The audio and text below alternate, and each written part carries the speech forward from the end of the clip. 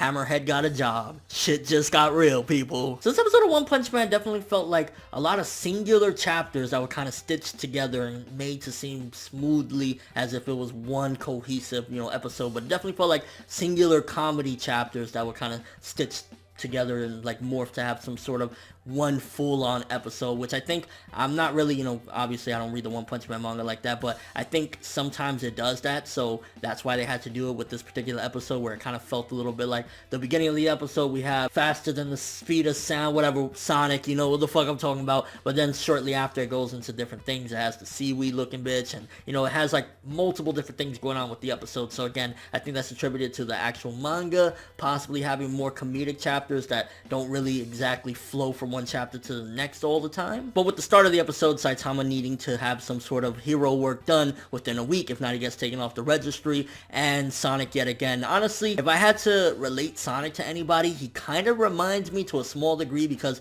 he's a ninja and he's kind of goofy and he's trying to challenge Saitama, but it never works out, of Ninja Murasaki from Dragon Ball, the original Dragon Ball. He was like some weird ninja motherfucker that kept on trying to go after Goku, but Goku would just own him all the time. And that's what I get from Sonic. He just kind of reminds me of that. Like, Saitama just fucks him up, and I ain't gonna lie, the epicness when Saitama was like, yo, it's not a good day for me. Whoever gets in my way, I'm gonna punch them. And something that it probably isn't the case, but I felt like maybe you could take something deeper from it if you really wanted to, is Saitama ended up looking like a villain in this episode to a certain degree, because he was running around scaring people and everything. And that really, to a certain degree, I know maybe I'm stretching it, it's probably not meant to be this way, but it's a testament to perception and how very important perception is, because just because certain people look at him a certain way, even though his entire mission is to be a hero for fun, ultimately people are looking at him as a villain. So again, I might be looking way more deeper into it than it really is, because One Punch Man doesn't necessarily get that deep all the time. Yeah, that's what I got out of that. And I ain't gonna lie, the episode definitely felt like it was not as exciting, because I noticed with One Punch Man, for me personally, and I think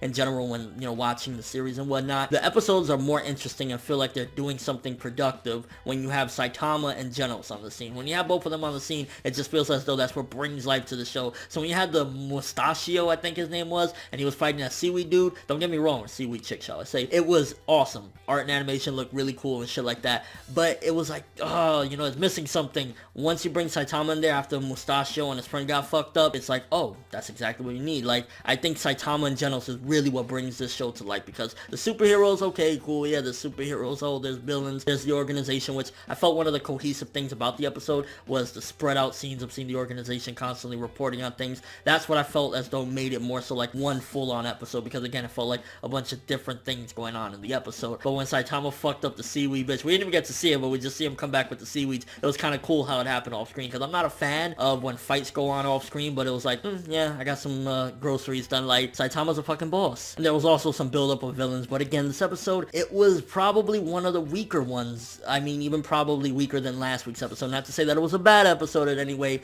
but it felt, again, like I said previously, stitched up comedy chapters together to try and make one full-on episode. So with that being said, honestly, it was still a good episode. Art and animation on point as always, so I would say a 7 out of 10 for this episode. I'm looking forward more to seeing Saitama raising up the ranks and stuff like that. I think he raised up a little bit in this one, but I want to see him go up higher, and hopefully at some given point he can compete with Genos for getting all those incredible comments that Genos was getting at the end of the episode. It's like, I want to see Saitama reach his goal of being popular. I know it's a very superficial and shallow goal or anything like that, but hey, every fucking hero needs a goal, right? His is like, I'm doing this shit for fun, but I want to be popular, motherfucker. And one day put down that big blue boy Superman. Okay, I threw that in there, but yeah, whatever. Let me know what you guys thought of this episode. How do you feel? Do you feel as though it was more weaker than some of the previous episodes? What do you think about that seaweed bitch that got fucked up by Saitama? Do you think Saitama will ever get the compliments that he so desperately wants? And did it feel noticeable to you that it felt as though it was a bunch of comedy chapters stitched together to make one full-on episode? And your real thoughts of the episode. That's all I have for this review. Thanks for watching. Hope you enjoyed. If you liked anything I had to say or enjoyed the video, drop me a punch. Like, I'd greatly appreciate it. And if you haven't subscribed, if you could do so as well, that'd be amazing. I'm ForneverWorld, and as always, people, have an awesome day.